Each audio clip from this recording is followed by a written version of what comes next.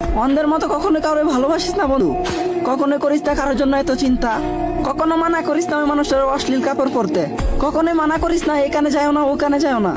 এই দুনিয়াতে মানুষ ওই মানুষটারই কদর করে যে কিনা তারা সবসময় পায়ের জুতার সমান মূল্যায়ন করে না, সবসময় শুধু ফায়দা ওঠানোর চেষ্টা করে। যদি বিশ্বাস না করো তাহলে নিজের মা বাবার দিকে একটু তাকায়ও। প্রত্যেকটা মা বাবাই তার ছেলে মেয়েদের জন্য কতটুকু চিন্তা করে, কখন কি লাগবো না লাগবো, কোন জিনিসে তার কষ্ট হইব, কোন জিনিসে অসুবিধা, সবকিছুর নজর রাখে। তারপরে কিন্তু ছেলে মেয়েগুলা ঠিক মতো মা বাবার কলগুলোই রিসিভ করে না। ওইগুলা নিয়ে যদি মা বাবা কোনো শাসন করতে যায় তখন ঠিক মতো খাওয়া দাওয়া করে না, আবার কথায় কথায় বলে আমি বাড়ি থেকেই চলে যাবো।